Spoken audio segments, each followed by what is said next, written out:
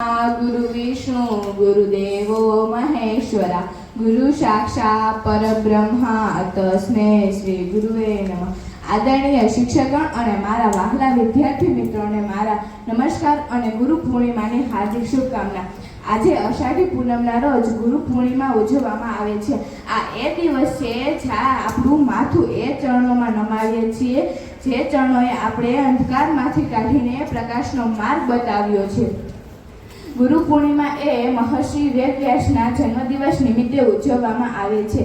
સંત કબીરે ગુરુ પૂર્ણિમાની મહિમા ગાતા સુંદર કહ્યું છે, ગુરુ ગોવિંદ દો ખડે કાકે લાગુ પાય, બલિહારી ગુરુ આપનો ગોવિંદ દિયો બતાય।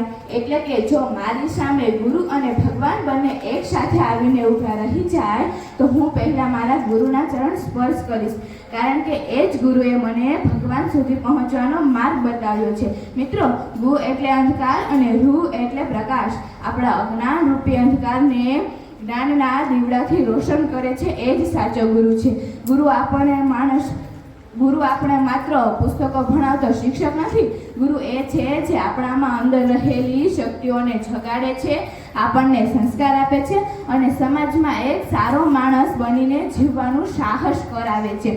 મિત્રો, આ ગૂગલના જમાનામાં લોકો કહે છે કે ઇન્ટરનેટ પર બધું જ મળી જાય છે, પણ મિત્રો યાદ રાખજો, ઇન્ટરનેટ માત્ર માહિતી આપી શકે, પણ સાચો વિવેક, સંસ્કાર અને જીતવાના આશીર્વાદ તો ગુરુના મુખે જ મળે છે। આપણા પહેલા ગુરુ આપણા માતા પિતા છે, જેના લીધે આપણે આ દુનિયામાં આવ્યા અને ચાલતા શીખ્યા। ત્યારબાદ આપણા ગુરુ આ શાળાના શિક્ષકો છે, જેણે આપણા પાંખોને ઊંચી ઉડાન ભરવાની તાકાત આપી છે।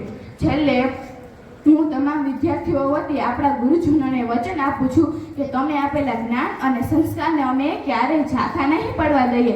અમે એવું કાર્ય કરીશું કે તમને અમારા પર એક દિવસ ગર્વ થશે। છેલ્લે હું મારા તમામ ગુરુઓના ચરણોમાં વંદન કરતા મારી પંક્તિ સાથે મારી વાણીને વિરામ આપીશ।